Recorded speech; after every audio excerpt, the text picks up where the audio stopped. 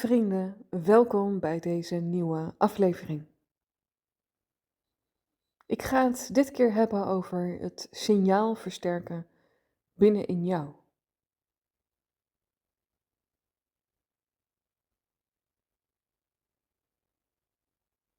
Terwijl de mensen die ik ontmoet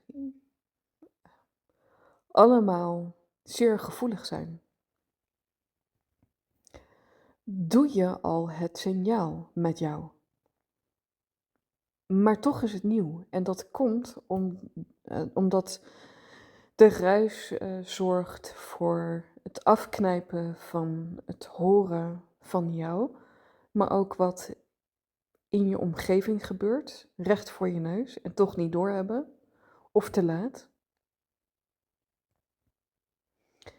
Waardoor je eigenlijk weer op een rotonde belandt met jezelf, terwijl jullie wel gevoelig zijn. Dat zijn dan de teksten die ik hoor als, ja, alles zit ook in mij en noem maar op. Dat klopt, hè, dat alles in jou zit. Maar dan moet je wel weten hoe je er kunt zijn voor jou. En waar je dan moet zijn en wat dan voor je werkt. En dat is in deze nieuwe tijd wat ik kom uitleggen en straks verderop normaal is voor ieder mens die dan nog over is.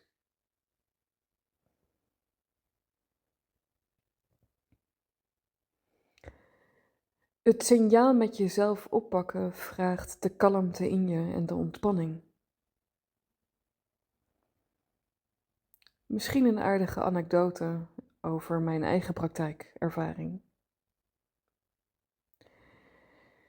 Ik was even bij de huisarts om iets weg te laten halen en kreeg een verdoving. En omdat ik niet dagelijks een verdoving krijg met een spuit, weet je wel, voor een plaatselijke verdoving,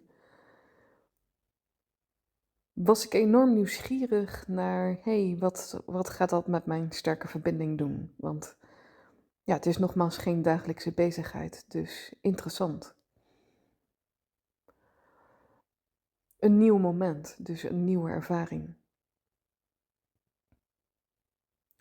Maar ik merkte met mijn eigen signaal oppikken dat ik heel erg sterk kon ervaren, dit is een plaatselijke verdoving.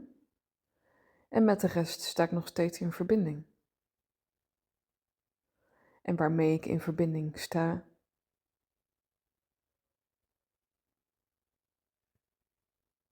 zei tegen me: het komt allemaal goed, je was er op tijd bij. Ontspan maar. En ik had een ongelofelijke ontspanning door heel mijn lichaam. Want hoe meer je ontspant, hoe minder pijn.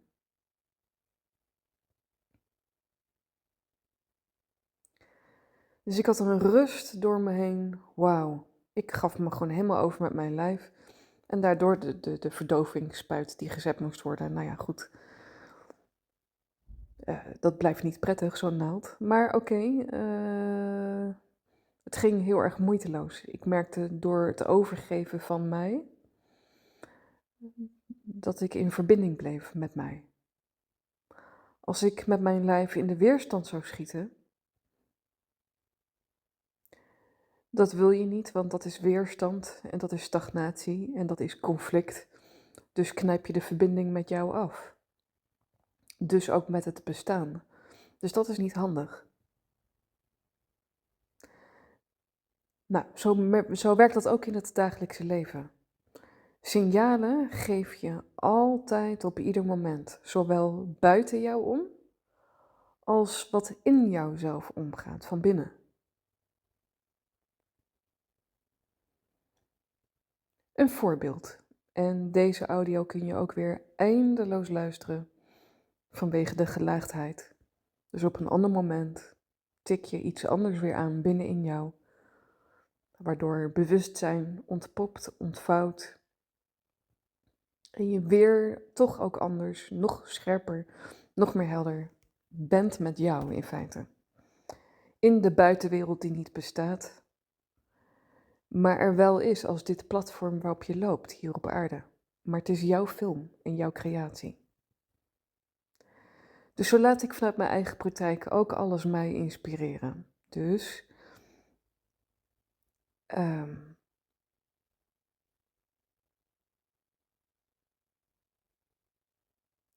Alles laat ik zijn werking doen. En het is precies wat ik deel. In iedere letter, in ieder woord. Het is echt precies wat ik deel. Dus wat ik laat zien in mijn gedrag. Waardoor ik dus werk met alle signalen om me heen. Ehm, dus ik wil heel veel delen met jullie. Vandaar dat ik even zit te zoeken waar ga ik nu starten. Oké, ik zag een wesp.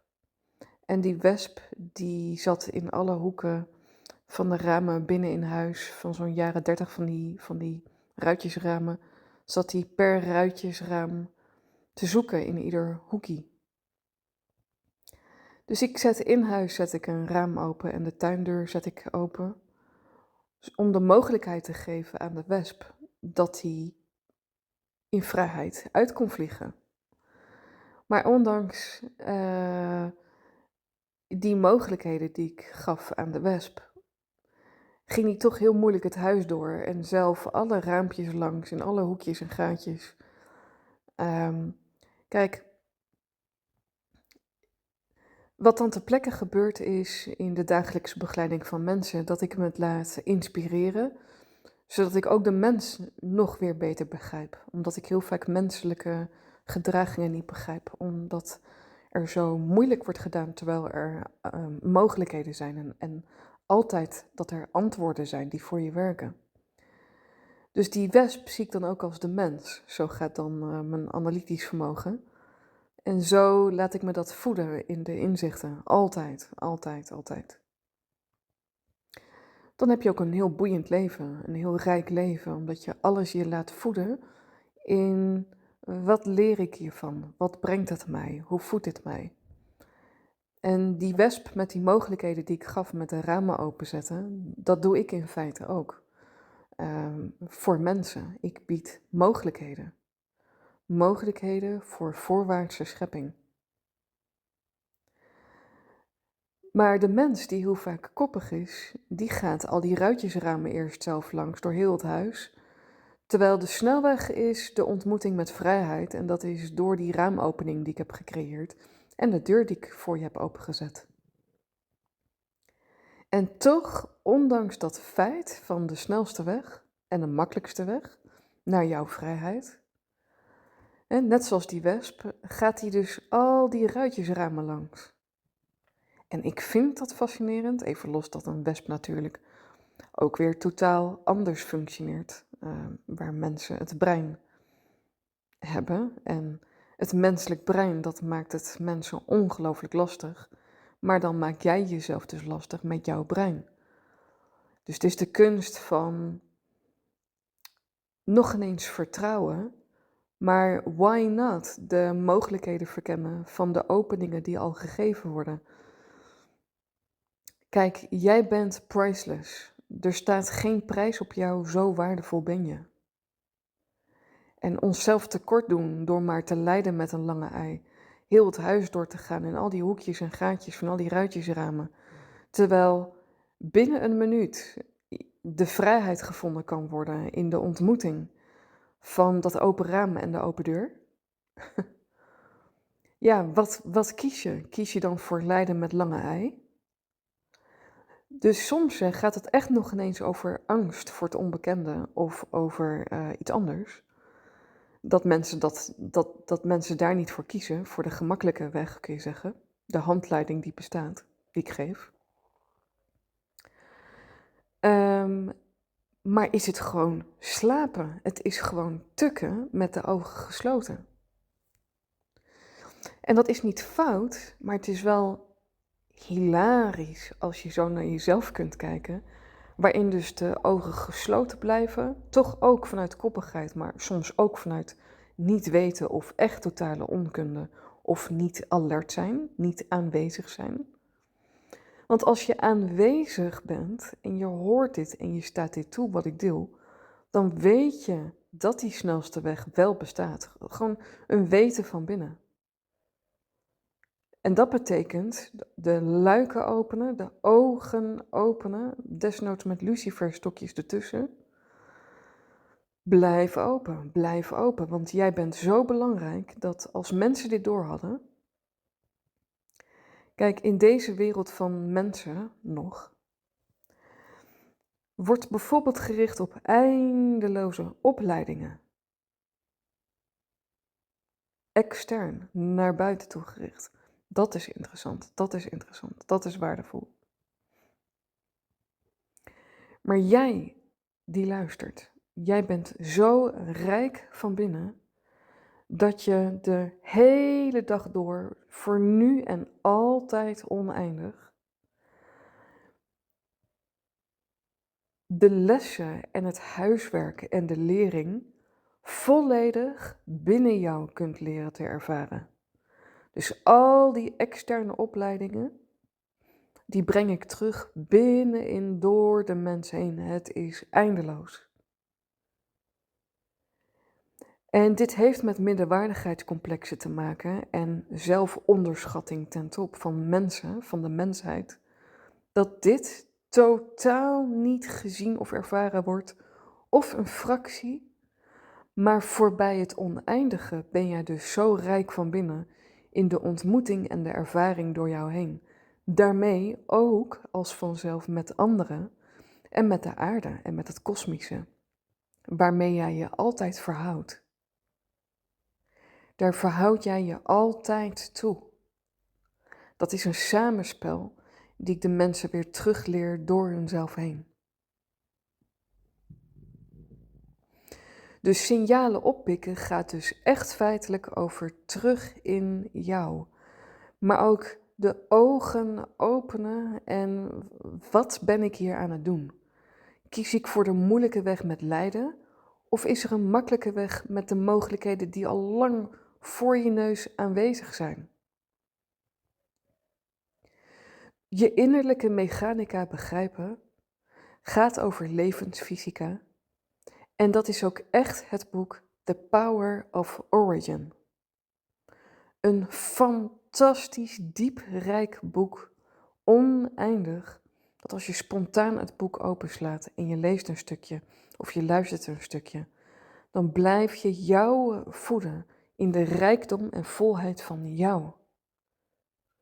Dat is waar we naartoe teruggaan. The Power of Origin van jou. Dat is niet bang zijn. Dat is vrijheid en leven, daar ben je zelf bij. Je bent er altijd zelf bij. Jij creëert en iemand anders niet. Dat is toch vrijheid, ademhalen en zuurstof, dat is toch juist heel plezierig?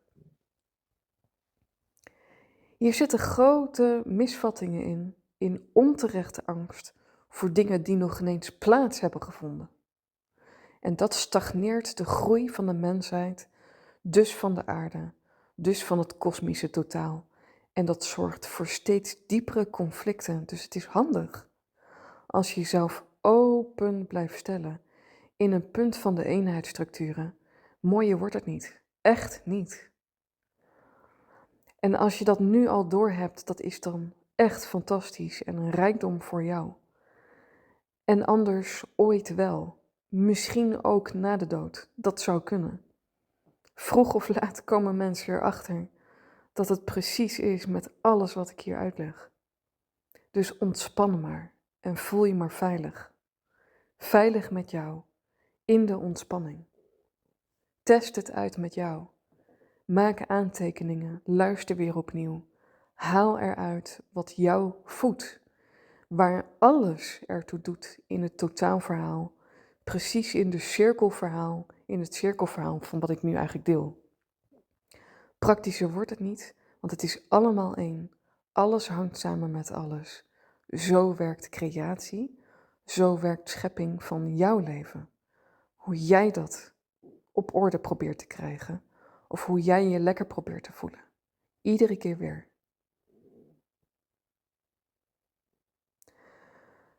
Voor nu een eerste aanzet over signalen oppikken. Dat betekent scherp blijven, alert zijn. Ogen openen. Gewoon feitelijk kijken. Wat doe ik wel? Wat doe ik niet? Wat doet die ander wel? Wat doet die ander niet? Niet in oordelen of goed en fout, maar feitelijk met de voeten op de grond. Veel plezier met deze inzichten en graag weer tot een volgend moment.